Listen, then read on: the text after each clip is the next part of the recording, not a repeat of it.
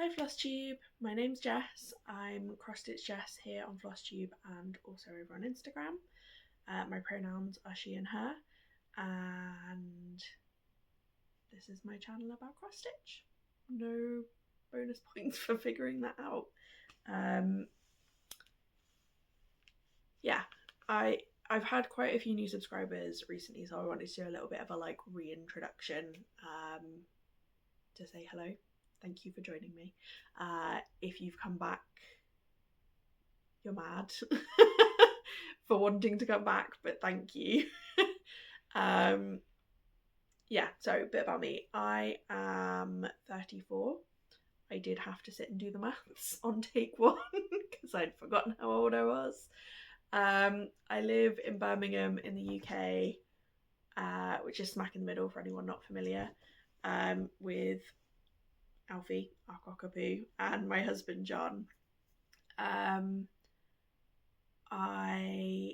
am autistic. I found that out a couple of years ago, and I definitely think that stitching has been it's exactly the right amount of busy that my brain can't be off thinking about or worrying about other things, but not so busy that it's draining. So it's the perfect sweet spot. It keeps the brain gremlin happy, and for that I'm very grateful. In terms of work, I work in technology consulting, so my specialism is quite niche, but it's basically a cross between process improvement and data analytics. But I really enjoy it. It's probably the closest thing I have outside of cross stitching to an autistic special interest. It's taken me a hot minute to find a team that lets me do that specialism, and a company. But I'm really glad I found it because I'm excited to get up and go to work every morning, basically, and get to solve that kind of problem. Stitching wise, I learnt to stitch when I was small. I must have been about 8 or 9, I think, in primary school. My godmother also used to cross stitch. I remember her coming to visit and she had the whole scroll frame set up, but she used to let me highlight on her pattern when she'd stitched. It was the best thing. I was obsessed with the patterns. Couldn't care less about the picture she was stitching, but it's probably a reflection of my nerdy maths brain, but the chart and all the symbols and being able to highlight them made me very happy as a small child.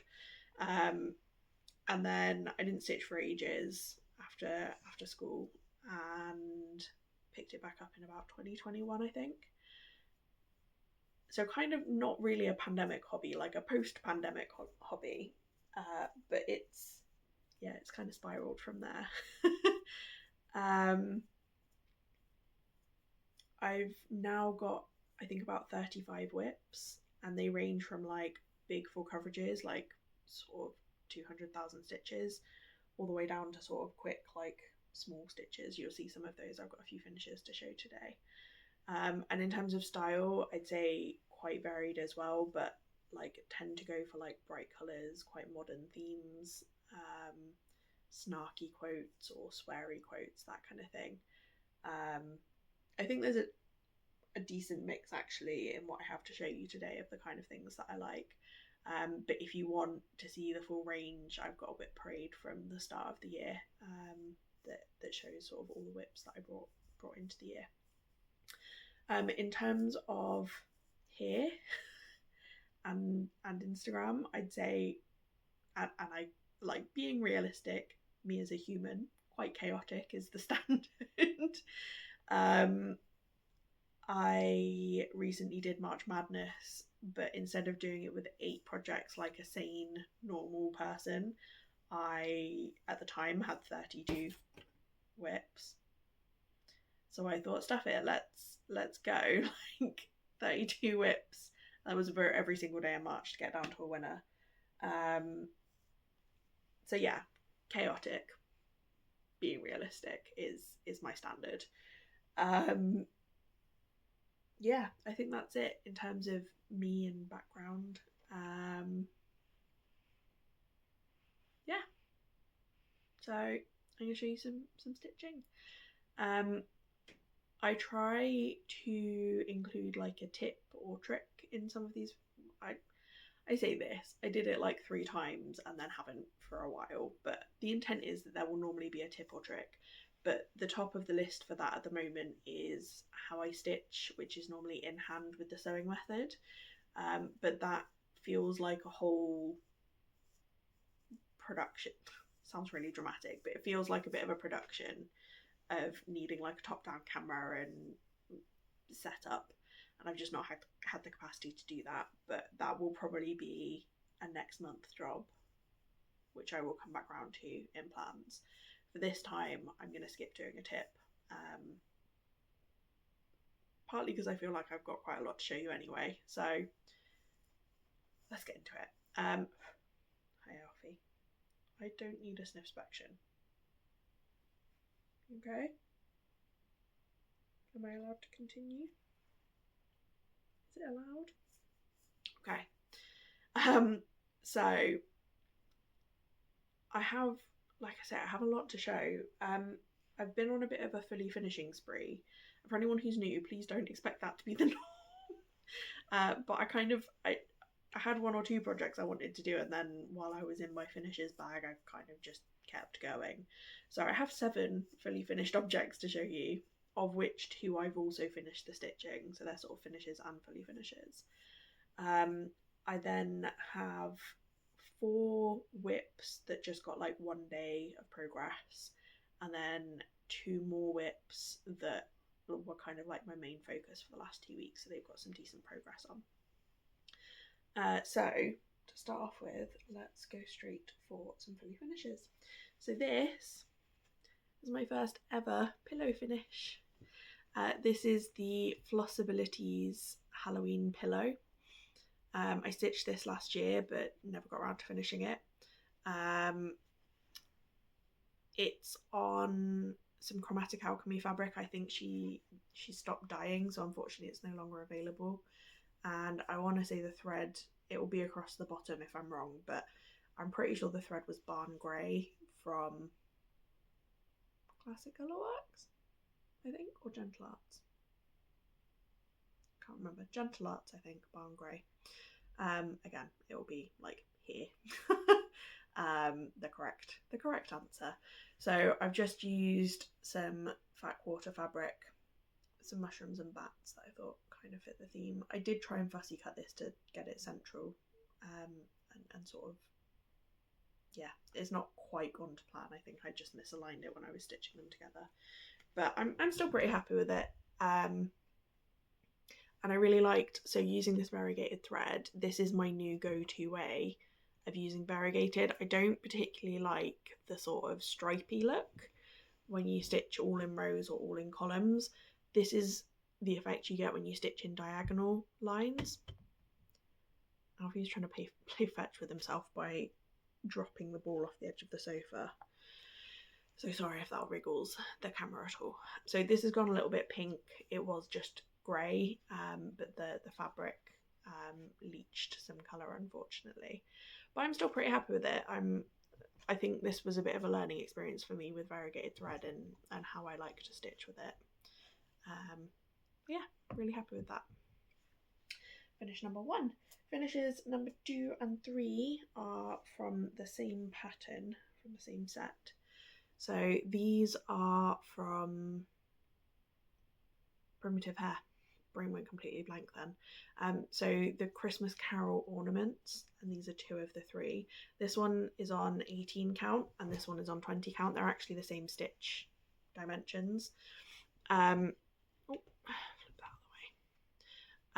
So the snowflakes here are stitched, and then these dots are sparkly beads, which I'm terrible at getting the camera to focus, so you're just gonna have to take my word for it that they're beads.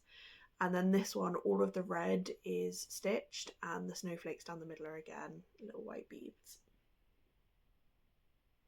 Again, terrible focus, sorry. But yeah, really happy with those. Again, little cushions, and I've just backed them. These ones I think I did a slightly better job of centralising the motif. But they will go in our Christmas ornaments box to get hung up with my Annie's Bees stockings from last year. And then we get on to the framed things, which I am quite proud that I framed 4 things in 1 week. So for anyone new, I have a concept for this wall next to my stitchy spot. It's going to be my meta cross stitch wall. So basically cross stitch where the theme is cross stitch related. So that could be with words, like anything relating to stitch. I mean, I think all 4 of these have words, but like patterns with pictures of scissors in, or my brain's now going completely blank on other things. Most of the things that I have words that relate to stitching. So first one up, we have Carpe Acus, Seize the Needle. So this is quite a small one. Finding a small frame for this was a bit of a challenge, but I'm really happy with how this has come out. And I've changed the colours for pretty much all of these. So this shelf is the colour of the wall opposite me in our living room. So the whole room is sort of the one bright blue wall, and then like everything else is whites, greys, that kind of thing. So tried to change these to match. So obviously the Carpe Acus and the thread there is the matching thing. So yeah, Seize the Needle, really happy with how that one's come out.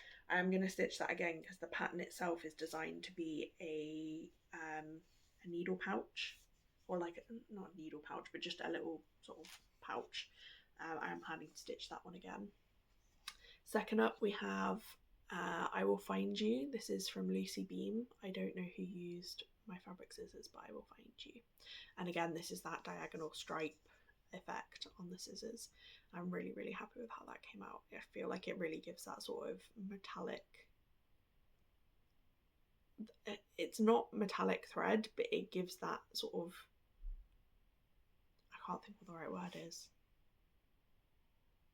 It gives the impression, I guess, of light reflecting on metal. That's number 2 of the frames. Number 3, this one is a Waxing Moon Designs.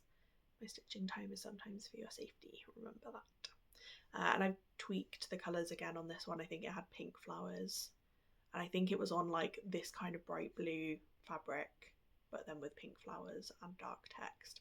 So I've changed up the fabric colour and the flowers.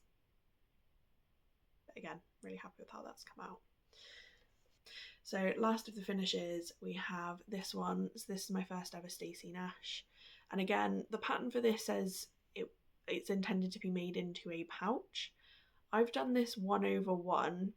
I'm pretty sure the design was 1/2, which would have made it 4 times the size. I'm really confused by the idea of a pouch that big, because this is, I mean, it's not, it's about the size of my hand, but the idea of something being 4 times that big and being a pouch just doesn't compute in my head. So I'm really glad I did this 1/1. And I did, so this one is using Cottage Garden threads in 12 grain, I think the colour is called, from my thread subscription from Talking Dog Stitchery.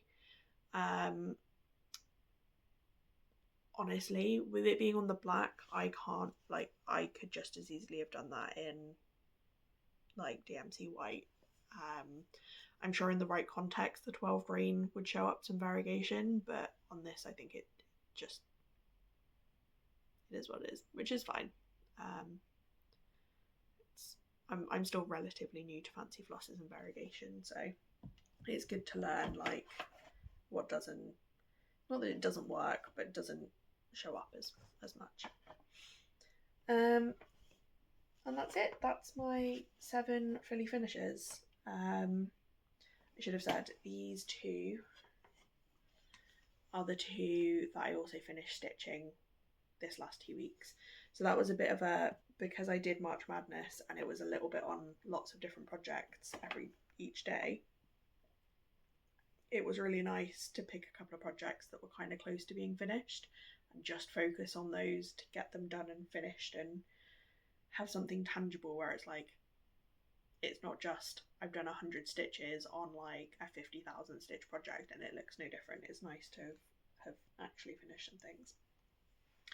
So that's it for the finishes. I'm going to pause for a second to shuffle things around because I can't reach the WIPs and I'm going to bury myself under stitching if I'm not careful, so be right back.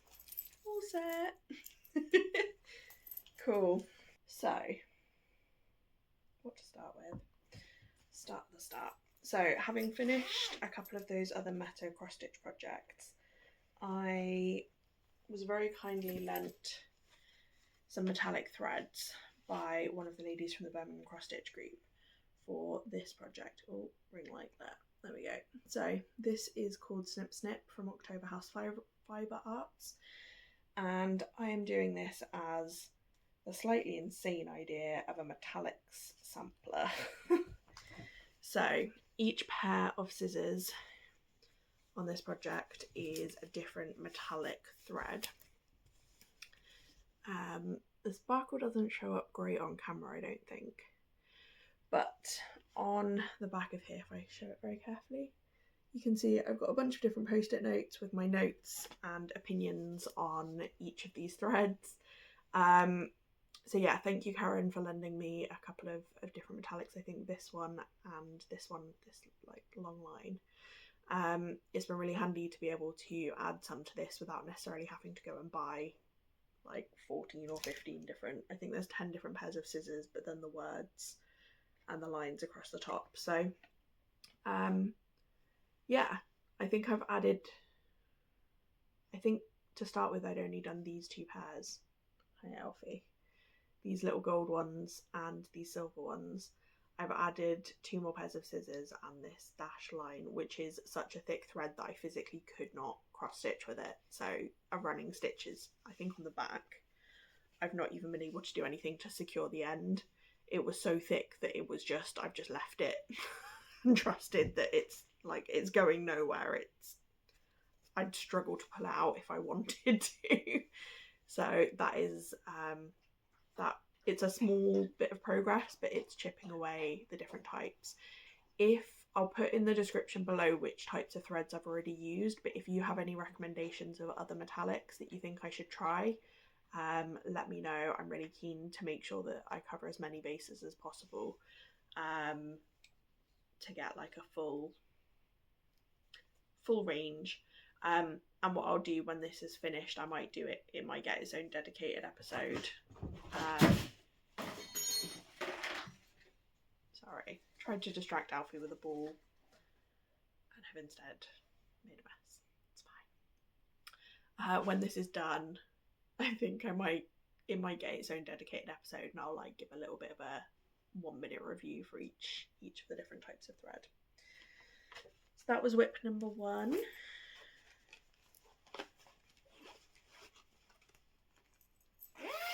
Go on, Alfie, you can get it.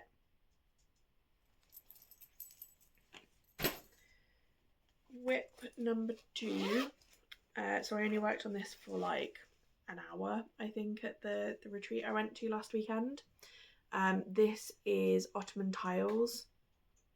Well done. Good boy. This is Ottoman tiles by Vivsters. It's quite a big project, and I'm starting to think that the way to make this work for me is to just pick my favourite tiles and do like a 3x3 or a 4x4 grid.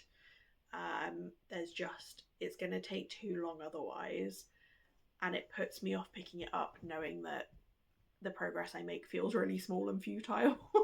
Whereas I think if it was like 20 tiles rather than 50 something, I'd be more likely to pick it up and therefore more likely to make progress.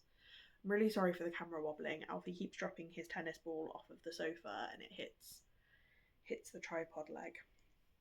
But yeah, my little bit of progress on this was just this light blue going into that tile. Are you gonna get it? Go on. Come on then.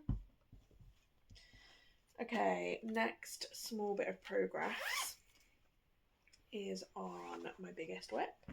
This is Gamer Nouveau, art by Medusa Dollmaker, charted by Gecko Rouge, and all I've done this time is added a little bit more background here. This was I needed something mindless at the retreat for an hour or two that just didn't need me to look at a chart. He's dropped it again. Didn't need me to look at a chart or count stitches or anything. And the nice thing about this, I've filled all of this banner all the way around to this tip. I've done all of the stitching that isn't background, so when I do want some mindless stitching, I can literally just get this, I think it's 317, and just fill in. There's no thought or effort required. I will come back to this project because it features prominently in my plans.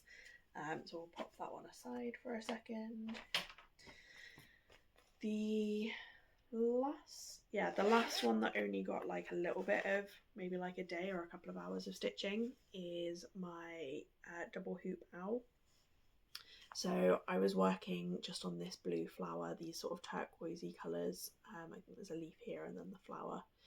I think I really love working on this.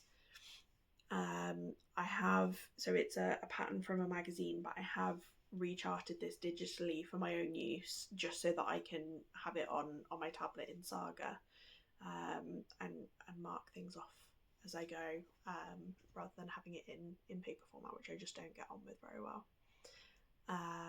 But I love how this is coming out. Like, this rose I think looks amazing, and I know that when I put the back stitch over the top, it's just gonna really make it. So absolutely love this. I don't think it's going to get any work again probably until June, just because I've got other plans that are sort of calling to me more at the moment. So that brings us to the two projects that I've gotten the most work on this past couple of weeks. So the first is this one, Books Are Magic. This is a Counting Puddles pattern. And what I've done in the past couple of weeks is add this book at the bottom and then add pretty much all of this backstitch. I think the moon and two of the stars, this one and this one, I'd already done, but the other star and all of the backstitch, all of these sort of radiating lines, all of these sort of sparkly twirly bits in the middle, and the little stems on the leaves, and the sort of trail behind the butterfly. So the reason I started this one back in, I think this might have been one of my 12 starts of December of Christmas.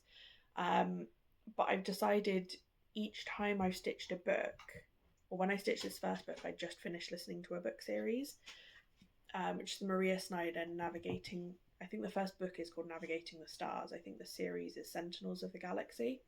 But I highly recommend Anything and Everything by Maria Snyder. She's easily my favourite author.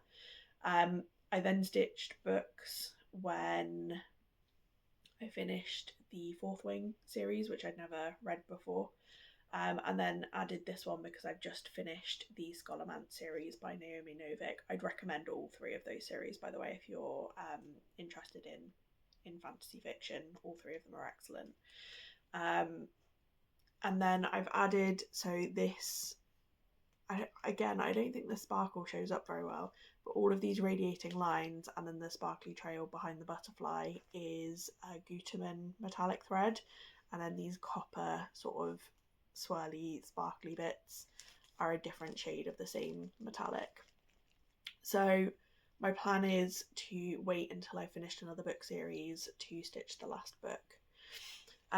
The other fun thing about this, though, I got this out at the retreat, partly because I realised I'd just finished a book series, but also on the Saturday of the retreat, Rachel from Talking Dog Stitchery was there, and this fabric is Aztec Red from Weeks Dye Works, which she sells.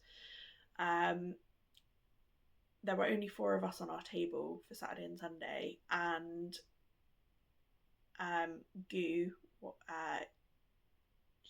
Gooey Glam Stitches, I think she is on both Flosstube and Instagram. It'll be in the corner, her proper name. But yeah, she bought some of this fabric and started I think it's a Nora Corbett pattern. And then Emma had also bought some of this fabric, Emma Egg Stitching, and basically I joked like, we 3 out of the 4 of us have the same fabric, we should all stitch on it together, and Emma ended up cutting her piece and giving some to Beth, so all 4 of us on Sunday were stitching on different patterns but on the same fabric. So we decided, why not, let's call it a SAL. So Aztec Red SAL. If you have some Aztec Red fabric and you wanted to join us, literally any pattern goes. All 4 of us are doing different patterns by different designers. But yeah, I'm really excited. Like, it really motivated me to come home and carry on working on this, knowing that we'd sort of all stitched on it together. I'm currently, for this last book, I'm currently slow reading the Eragon series. Like, I'll read literally only 1 or 2 chapters before bed. But I need a new audiobook series. So if any of you have recommendations, my go-to is high fantasy.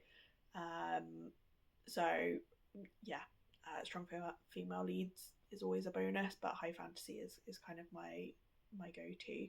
I would love to hear any recommendations you might have, because I'm really excited to finish this now, but also a little bit sad because it means that I won't have an Aztec Red project anymore, so I might have to start something new because I don't have enough WIPs, clearly.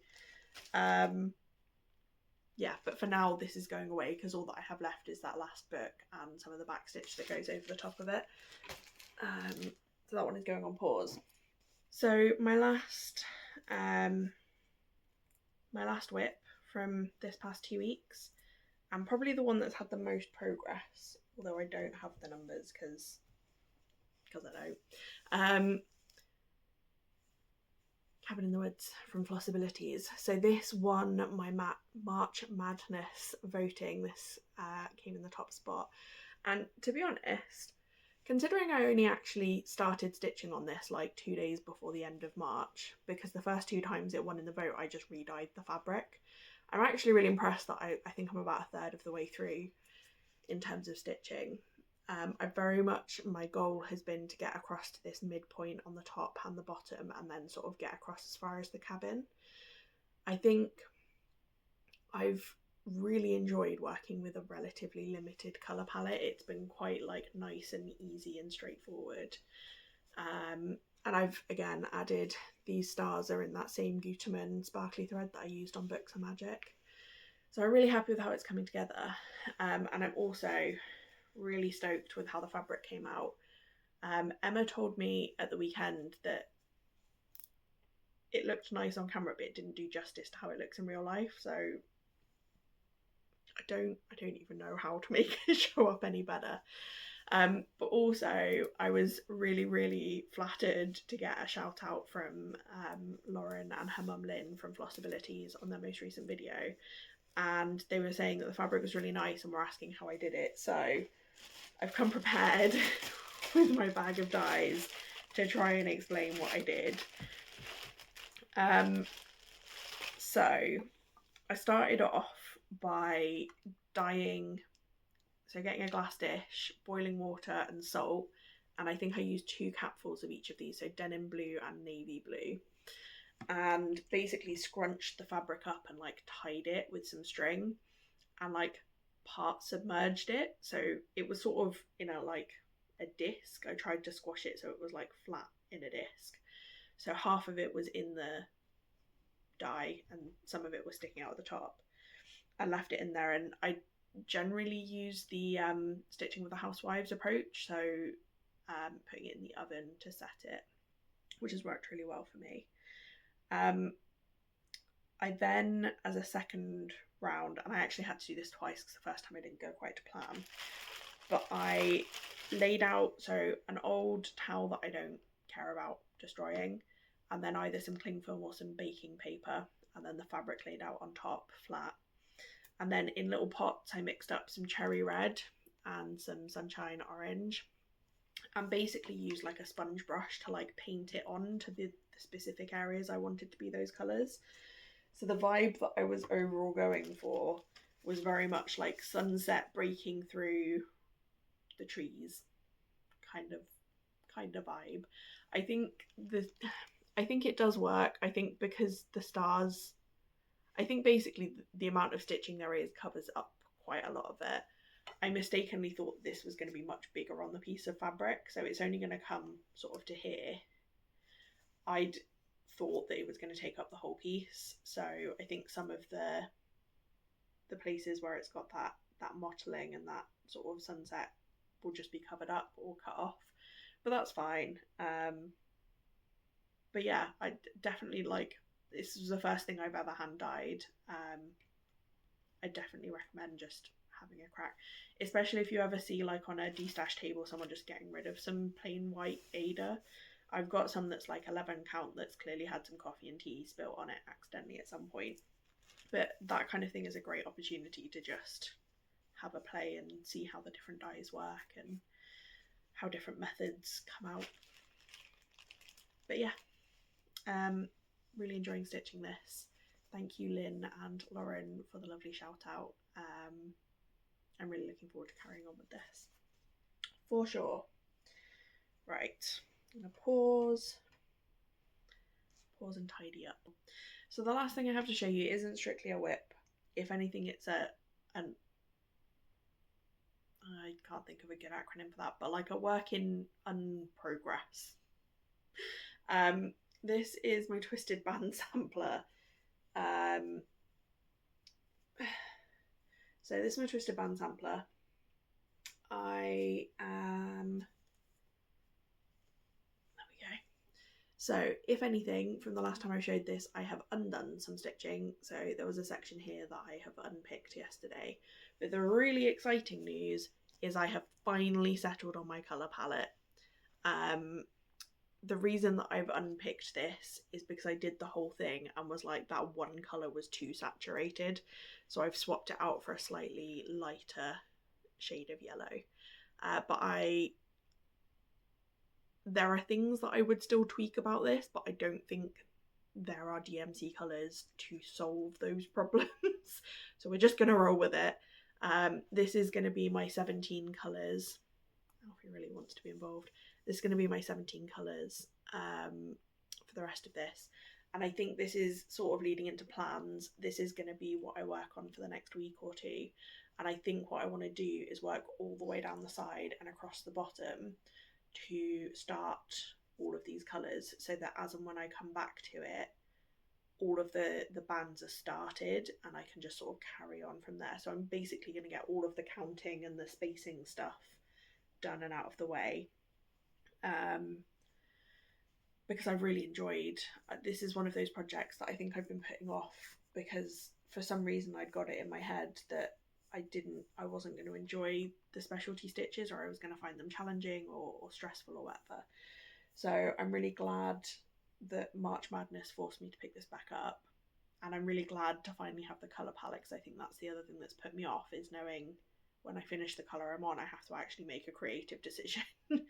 For reference, if you're not familiar with this pattern, it does come with a thread palette. I've decided I wanted to do it, so taking inspiration from Sherry, Just So Sherry, she did 2 projects where it was like light thread on a dark grey fabric and then dark thread on a light grey fabric. And I loved how that looked. So I really wanted to do this in my own sort of pastel rainbow on the dark grey, and then there's a sort of sister piece, the rainbow band sampler, that I want to do in like dark rainbow threads on a light grey fabric. So they're almost like inversions of each other. But picking that rainbow colour palette of 17 colours has taken, it's been a journey. I have probably created, I'd say easily 20 to 25 different possible colour palettes in the process of getting to this point. So having stitched the little swatches and written the numbers down next to them so that I can't forget what's what, I'm really glad that this now feels ready to go. And as I say, this is probably going to be what stays out and gets worked on until the end of the month. The other plans that I have, get my notes and make sure I've not forgotten anything. The other main plan that I have coming up is to sort of reverse the concept of March Madness. So my normal stitching style is pick a project and work on it for like normally 2 to 3 weeks, and then one day I'll just be like, I don't feel like working on that anymore, and it will go away and something else will come out for 2 to 3 weeks. And that's not like a strict thing. Like if I have a day where I fancy something else, or if I need something that's travel friendly, like I take my stitching to my hairdressers, for example. If I want something small and travel friendly, like I'll stitch on something else for that one day.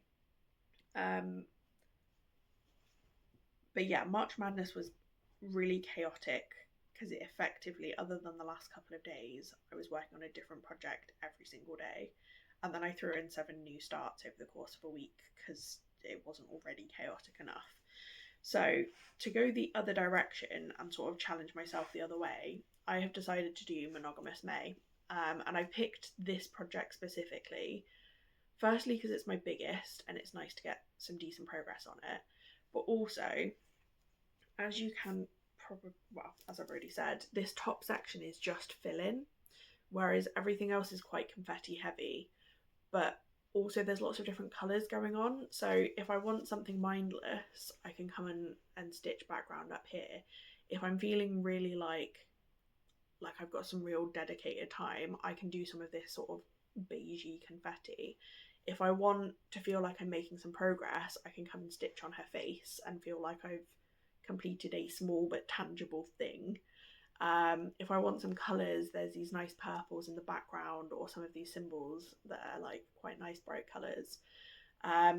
So I like the fact that I can theoretically work on this for a month straight, but if I get bored of an area of it, I can just jump around and work on a different area of it. I'm also really tempted. There are some colours in this one that there aren't that many stitches of, and I do in the past have a tendency to do extreme cross country.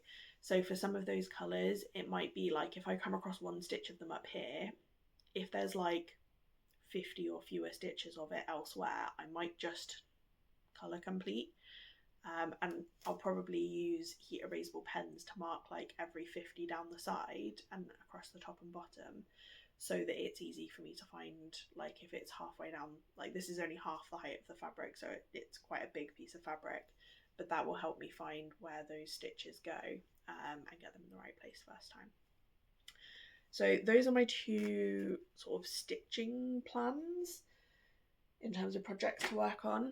I also have, so this coming Sunday, I'm going to a stitchy day here in Birmingham, organised by the same people as the Birmingham cafe meetup, but this one's a whole day at a sort of hotel, pub, cafe.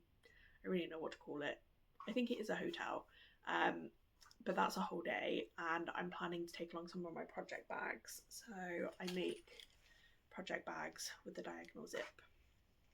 So this week I'm probably going to be quite focused on getting some of those finished, so I actually have them ready to sell. But yeah, I think that's the main thing. I forgot to say, Monogamous May, I have talked Rachel from Stitch Ecology into joining me for that. I'm not sure if she has completely settled on which project she's doing, but I'm excited to have someone join me. And also we're both, I think, going to a retreat, the same retreat in, I think it's near Oxford, Abingdon, I think. The Swery Stitchers retreat next month, so it'll be interesting seeing how she's gotten on, and seeing if I manage to stick it out through a whole stitchy weekend retreat, working on just the one project. What else have I got coming up? So in terms of Flosstube, I will probably come back the first bank holiday weekend in May, because John will be away at LARP and I will have the house to myself. But I don't have any other plans, so it'll be a nice chance to get that done. And then I think mid-May I'm going to try and do like a top-down view to show you how I stitch in hand, because this has never been in a frame or on a scroll frame or Q-snap, anything like that. I just stitch it in hand. I've had lots of people ask me how I do that and how I do the sewing method, so I'm going to try and set up, even a top-down camera to be able to show you how I do that. I think that's it. I hope you've enjoyed. I feel like I've talked very quickly, but also feel like it's taken a long time. So I hope that wasn't too waffly. But yeah, I've enjoyed having a month of free reign to stitch on whatever. I am looking forward to going back to Gamer and hopefully getting some really good progress.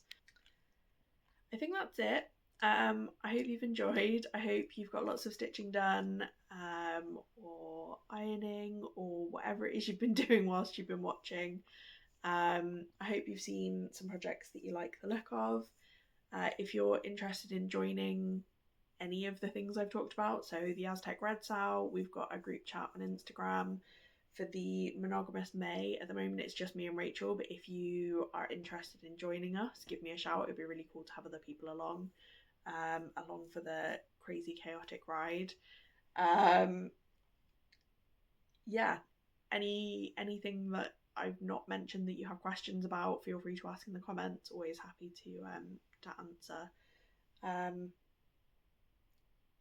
other than that, like I say, happy stitching, and I will be back in a couple of weeks. Bye!